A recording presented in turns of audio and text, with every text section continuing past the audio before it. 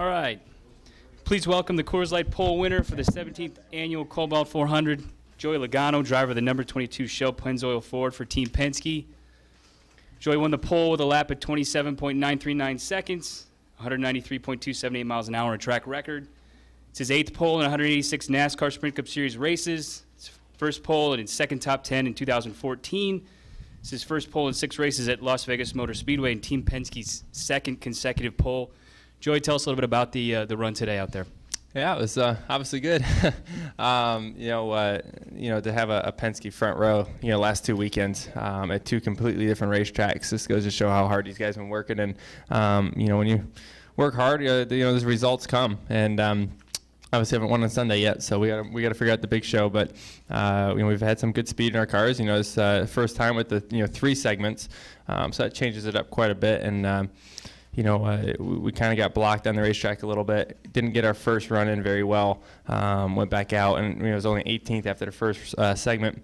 Then you kind of get to reset. Take a deep breath, adjust on your race car, cool it off as good best you can, and go out there and run again. And we were able to win the last 2 segments. So, guys did it great. This whole Shell Pennzoil team, they're a bunch of hard-working guys. It's so much fun to work with them, and we're here to win this year, and we're trying to prove it.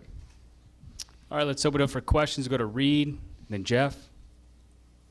Reed Spencer with NASCAR Wire Service. Joey, is it the speed in the cars, or do you guys have this thing figured out in some way that no one else does? And second, can you talk a little bit about the close call with Ambrose in that first section? Yeah, I guess you're talking about your qualifying, having qualifying figured out, right? Yeah, it takes both. Obviously we didn't have qualifying quite figured out the first run out there, because if we did, we would have a clean lap in. So we're all still learning that. We're learning what the best strategy is of when to go, when to cool your motor off, when to do all this stuff. And, we have an idea of what we want to do. And we study as much as we can. But every time we do this, we've learned something that we may want to do different next time. I do think just the speed in the cars really shows up the best. We're able to go out there, make sure you get a clean lap. I mean, that's the biggest thing, is make sure you don't have someone pull out in front of you, which is easier said than done, because you really can't control what everyone else does. But all you can do is make sure you get the biggest hole you can out there, and make sure you lay down the lap that I get paid to do, and make sure they set up the car like they get paid to do.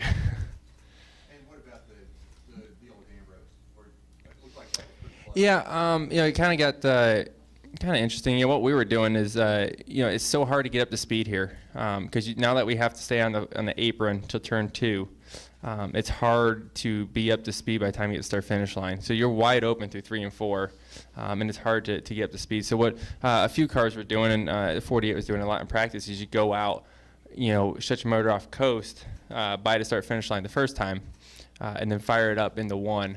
Run through 1 and 2, build up speed, and then you have all the speed you need by the time you come off of 4. That's what we were doing. I don't think the 9 knew exactly what we were doing, so when he pulled out in front of us, then we were behind him, which we still had a big enough hole to get some decent air on the car. And then he got into 1, and I think he got tight, and he aborted his run. But I don't think he knew how close I was behind him, and he started coming across the racetrack when I was wide open. And I may have touched him. It was really close. I was on the binders as hard as I could, not to make sure I didn't hit him. But it gets crazy out there. You got that going on. And you got cars shut off. Going 60 miles an hour next to a car that's going 205. It's a big speed difference. Things come up really quick. Let's go to Jeff. Jeff Clark from USA Today. I mean, talking about that big speed difference, is it a dangerous situation? Does NASCAR need to take a look at this and address what's going on out there, and what should they do? Yeah. Next weekend's gonna be crazy. I mean, this weekend at least we have the apron, right? So we can run the apron all the way around here to cool them off. So that's good. But next weekend we really don't. You're gonna a half-mile racetrack, and you're looking at all these cars out there at the same time. You're gonna have 50 cars out there next week.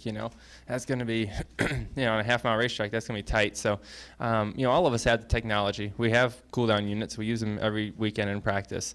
Really, what we've suggested is, maybe running the cool-down hookups to the hood flap that we can, just plug it in right there, because they don't want us to lift up the hood, obviously. So, if we can just cool them down like that, then everyone can make more runs, and which that would do is obviously give the fans more time of watching cars and making their speed laps, not cool down laps, trying to cool your motor down. Any other questions for Joey Logano? Joey, sorry we just hopped in here, but just talk about your comfort level here in the track in Las Vegas, obviously being on the pole. Yeah, you come here this year with the added downforce, and the new rules package as far as the ride heights and stuff kind of opens up a whole new ball game for us, and the speeds are up quite a bit. You're in the gas so much. I barely lifted through 3 and 4 in qualifying. You're pretty much wide open, and it changes it up a lot. I don't know if you'll see cars as high as you did in the last year's race. You've seen cars up in the 3rd lane last year. It might just be a 1st and 2nd lane this year. You're going so fast and you get so much grip that the shortest way around seems to be the fastest right now. But as it rubbers in, that may change. But right now, that's what it's looking like. But it's definitely, as far as getting a handle on it, we had 4 hours yesterday to test our car and try a lot of things out and make some progress that way. So I feel pretty good about our piece right now. Question back here. Yep. Joey, Alan Michaels from On Pit Road Racing. Obviously, Team Penske's got this qualifying figured out. A little earlier, Clint Boyer said there needed to be some tweaking. Do you think there needs to be any tweaking, safety-wise, qualifying-wise? Your comments on that, please? I think we just talked about that over here. We just talked about cooling down. I think that's the big tweak that I see that needs to be made, which I know they're thinking about. Obviously, we got to think about our decisions before we go out and just make a rule up. We have to maybe go through a few qualifying sessions to understand the pros and the cons of what we need to do to make it safer, make it more enjoyable for the fans. And it's definitely, I think it's way cooler than the old style qualifying. Don't get me wrong, it's awesome. It is a lot going on. For the driver, you used to wait on pit road for an hour and then you get to make one lap and you're done. So now you got 3 opportunities to get eliminated basically and then go for the pole. So it's just such so much more goes into qualifying. So it means, to me it feels like it's even more special to get a pole now. There's a lot more work goes into it. So I think that part's really cool. But as far as the tweaking, like you talked about, I think the cool down option is probably the safest for us. Joe Spano, Sports Byline. Joe, you must be thrilled. You look at the advanced weather forecast, and it looks like conditions on this track are going to be on Sunday just like they were today. So you can pretty much take this car out of the bubble wrap, as it were, put it on the track and not make many major changes. That must make you real optimistic for Sunday. Yeah, well, our qualifying setup is completely different than our race setup. When you go to qualifying trim, you're adding tape to the front of the car, which adds a ton of front downforce, which you have to, obviously compensate for that with wedge or track bar or nose weight, whatever your adjustments are, to balance it back out. So when you take the tape back off, we got to go back to race trim. But like I said earlier, we had 4 hours of practice yesterday, so we got a good baseline of where we want to start tomorrow's practice. And then we have an early morning practice tomorrow, which is a little bit unrealistic because it's cooler out. And the track's gonna be really fast. Really gonna focus on the second practice, make sure we get it tuned in, just final touches. But like you said, I feel like we're ballpark pretty good. I felt like we were, yesterday we were a 2nd to 5th place car on a lap tracker. Always tune in a little bit more, we can be right where we need to be. So obviously we got the track position to start. We got the start with that clean air. Just gotta make sure we get a good start, get that lead, and focus on. Running those laps and tuning it in throughout the race and make sure we're there at the end because strategy will come into play here. It's tires aren't wearing much, lap times aren't falling off much, and clean air is worth $1 million. So it's definitely going to be a strategy race on how we play this thing out. Let's go Jim up here and then back to Jeff. Jim Utter, Charlotte Observer, you kind of touched on this a little bit about talking about how qualifying used to be waiting around and taking a long time. As a non-participant, it certainly seems to be a very rushed kind of goes by in a hurry. But I mean, as a driver, compared to what you used to go through during a qualifying session, is it like sort of a mini race in a way as far as your preparation and what you're thinking about as far as a team? And did you notice today that we had probably one of the larger crowds for qualifying in a long time? That's good that we had a larger crowd. I mean, that's the whole point of this. Yeah, and like you said, yeah, a lot more preparation goes into it. You know, a lot more communication between myself, my spotter, my crew chief.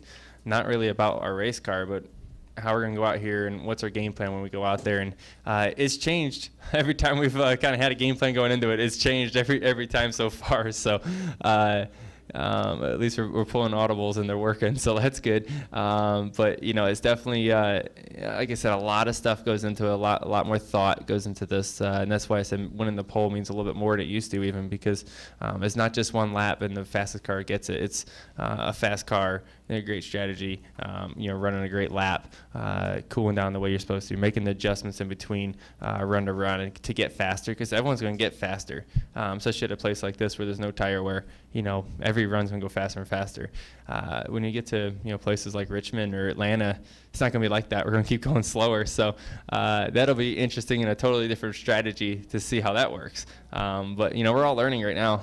We're all learning. It's all new to us. And but we're having fun with it. I enjoy it. I think it's cool. It's a little nerve-wracking when you're on the edge of getting bumped, or you're sitting on the pole and you're waiting for other guys to go, and you're counting down, 30 seconds, and there's still the 99 and the 17 out there, and you're like, oh, it's a little nerve-wracking that way, but it's still fun. I've enjoyed it.